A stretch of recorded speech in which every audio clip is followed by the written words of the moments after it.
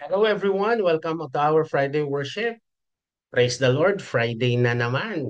Okay, and I am excited to share on you regarding or the continuation of our topic on John chapter 1. And now we are on verse 40 up to verse 44. But before that, welcome everyone. Welcome brothers and sisters in the House of Praise Community Church. And praise God, even though there is a strong typhoon in the Philippines, the Uwan, that would not hinder us to um, worship our God in spirit and in truth. Let us now open our Bibles to John chapter 1, verse 40 to 42. John chapter 1, verses 40 to 42, and we'll be reading from New King James Version. Verse 40.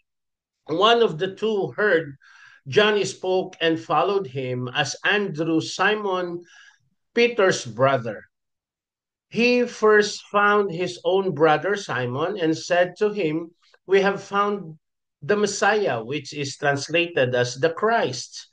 Verse 42, and he brought him to Jesus. Now, when Jesus looked at him, he said, "Are you Simon, the son of Jonah? You shall be called Cephas, which is translated a stone." Let us come to the Lord in prayer. Lord Father, though names are mentioned in this particular verse or verses, give us, Lord, the divine understanding to appreciate how important these verses, though you are mentioning about Andrew, you are mentioning about Simon Peter. Father, we pray for your guidance and we pray, Lord God, for the divine understanding, the inspiration that comes from you. You didn't write those names just to be read and that's it, but because there are important lessons that we need to know and we need to experience. That's why, Lord God, we pray through the power of your Holy Spirit, Lord God, that as we study these particular verses, Lord, let this be an instrument for us, Lord God, to appreciate more deeper your words, the truth that are to be delivered to us. Father, we pray as the same, spill your heart for us today and let the truth of your words be known among us. Lord, make again your words a double edged sword that will pierce not only our heart, but even to our marrows. Lord, Father, we pray in Jesus' name to forgive us and let us be worthy, Lord God, to receive your words today. Father, thank you. Thank you for your cleansing power. Thank you, Lord. In Jesus' name we pray. Amen and amen. So, without much ado, let us proceed. Andrew's humble faith. Andrew was not in the spotlight like James, Peter, or John, yet he quietly followed Jesus after hearing John the Baptist. His humility showed that God values faithfulness more than fame. So, to reflect deeper, many believers serve in the background, but their obedience is just as vital as those in the front liner. Let us not just treat other members of the church as just, sitting there and doing nothing.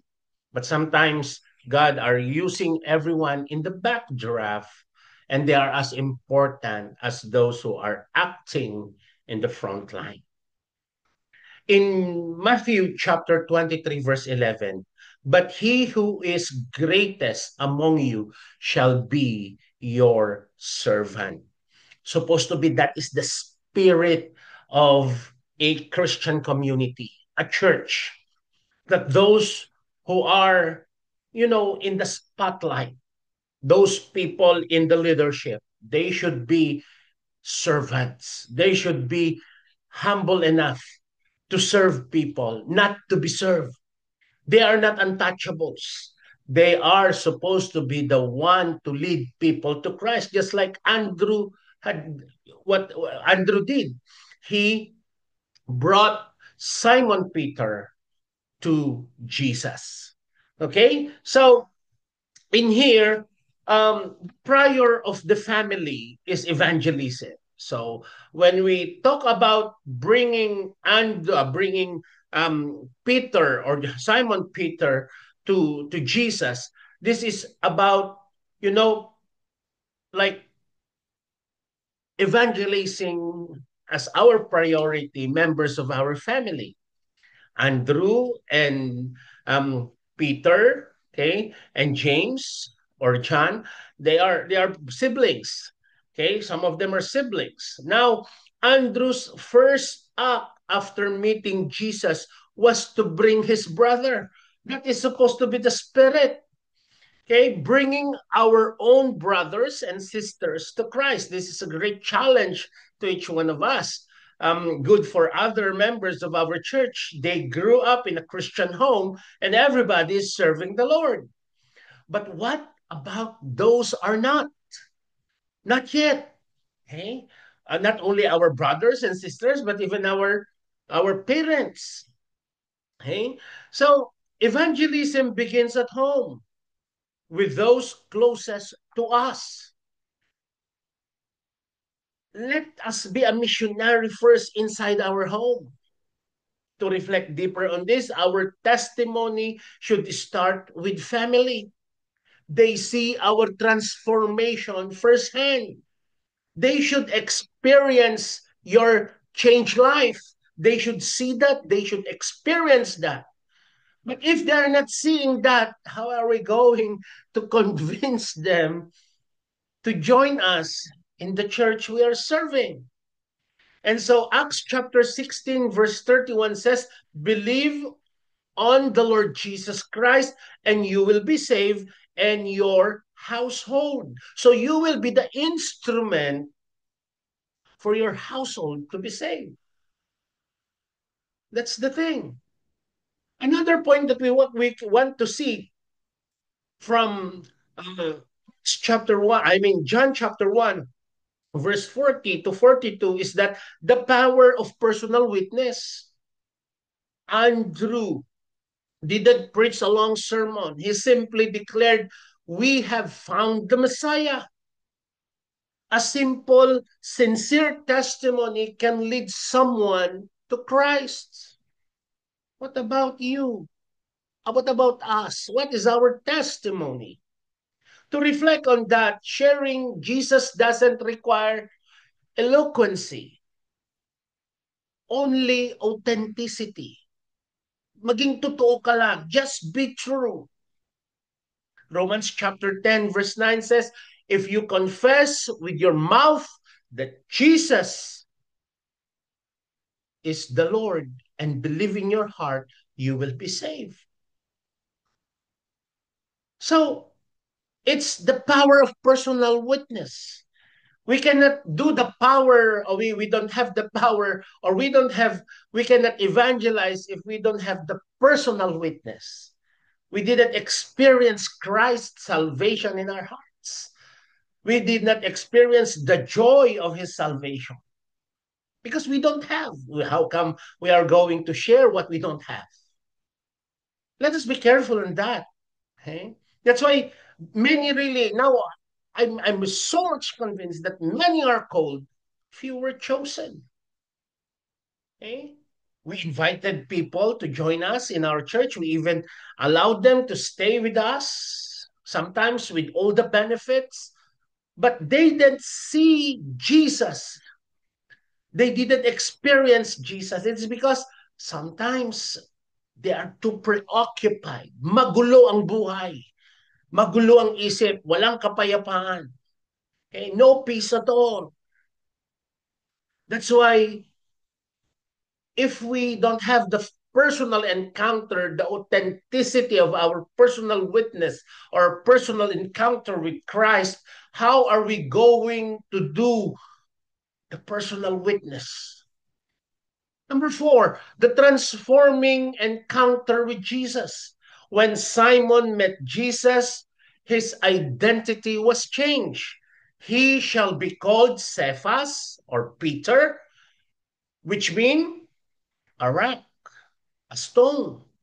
So Jesus is beyond who we are now to who we can become. No, you are just a follower of Christ. But tomorrow, as Jesus sees you and because you obeyed him, you can be pastor like me. Or you can be teacher to others regarding the faith. Brothers and sisters, to reflect different, Christ gives us a new name, a new purpose, and a new identity. When we go to heaven, one thing is for sure, you have a new name. Your name will be changed. Now, my name will no longer be Jomar. Don't ask me what is my name in heaven. I need to die in my faith for me to know my name in heaven. Number five, the ripple effect of one invitation. Andrew's simple act to bring Peter led to Peter becoming a pillar of the early church. Can you just imagine? Just leading Peter by his brother to Christ, he became the pillar of the early church. One soul won to Christ can influence thousands. And so, to reflect on this, never underestimate the impact of inviting one person to Jesus. Why the effect is this? As to Peter is concerned, Acts chapter 2, verse 41, Peter preached and about 3,000 souls were added. What a powerful sermon is that? I hope I have that kind of anointing too. Oh, I pray God, use me the way you use Peter. And I believe there is nothing impossible with God. There are 10 reflections on John chapter 1, verse 40 to 43 that we can draw. Andrew's discovery of the Messiah showcased the immediate, contagious joy that follows from a genuine encounter with Jesus, prompting him to action. The Bible says in Psalms chapter 40, verse 3, He has put a new song in my mouth, praise to our God. Many will see it and fear and will trust in the Lord. So, this is not just a reflection, but it's my prayer. Just like Andrew discovered the Messiah and showcased it immediately, he shared it to others. It's the same spirit that I'm praying in Jesus' name to every life, a member of our church, or to every Christian church. Another is Andrew's first inclination to find his own brother, Simon, highlights the sacred priority of sharing the gospel with family and loved ones. Before sharing it to others, share to your loved ones. I know that would be the most difficult thing to do because it requires really a genuine change of life, change of heart, for them to see and experience, to witness, for them to believe. Number three, the scripture from John chapter 1, verse 40 to 42 reveals Andrew's simple but powerful effectiveness. He didn't preach a long sermon, just like I have told you a while ago, but simply proclaimed. Okay? The authenticity. We have found the Messiah. Acts chapter 5, verse 42. And daily in the temple and in every house, they did not cease teaching and preaching Jesus as the Christ. Wow. Number four, Andrew's entire purpose was fulfilled when he brought him to Jesus, when he brought his brother to Jesus, teaching us that our role is to connect people to the Savior, not to convert them ourselves. In in First Corinthians chapter 3, verse 6, Paul says, I planted, Apollos watered it, but God gave the increase. That's the point. We are sharing Jesus not because we wanted to become influential and powerful. No, we preach Jesus for that person to experience Jesus, no other else. Number five, when Jesus saw Simon, he immediately pronounced his transformative power by giving him the name Cephas, the rock. In, in Isaiah chapter 43, verse 1, but now thus says the Lord, who creates you, O Jacob, and he who forms you, Israel. Fear not, for I have redeemed you. I have called you by your name. You are mine. As I said a while ago, when we get to heaven, we have our different name. This moment reflects number six. This moment perfectly illustrates that Jesus seems not only our present circumstances, but also the potential he has planned for us through his grace. In Jeremiah chapter 9, verse 11, for I know the plans I have for you, declares the Lord. Plans to prosper you and not to harm you, plans to give you hope and future. Number seven, the transformation from Simon, a common name, to Peter, a foundational name, signifies the new identity and purpose every believer receives in Christ. Diba? Supposed to be that's the outcome of our faith. Ephesians chapter 4, verse 24, and that you put on the new man which was created according to God in true righteousness and holiness. There should be a new man in us. We become a new person. Number 8 out of 10, the subsequent ministry of the Apostle Peter, bold, fervent, and central to the early church, was all predicted to his initial act of relational evangelism by his brother Andrew.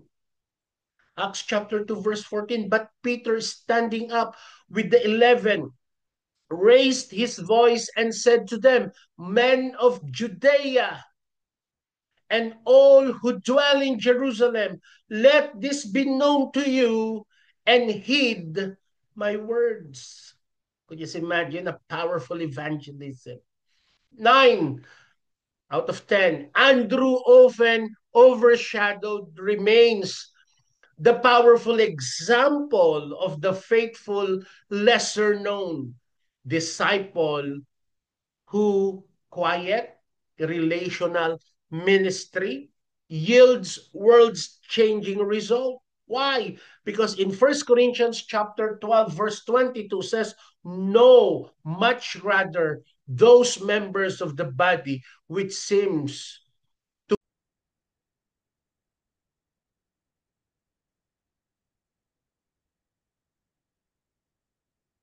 We will continue.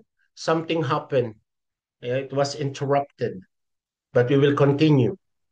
Again, number 9, Andrew often foreshadowed remains to powerful example, and the faithful, lesser known disciple who is quiet, relational ministry, yields the world's result. Okay? Yun eh. Okay? It's the same, it's written in First Corinthians chapter 12, verse 22. No much rather those members of the body which seems to be weaker and necessary. Okay? Let us not forget those. Okay? And number 10, the entire narrative. Oh, there's a construction in my. Sorry for that. Okay? They are fixing in the other room. Okay? The entire narrative encouraged every believer to be an Andrew, a diligent seeker, a loving bridge between those who have known and the life-changing power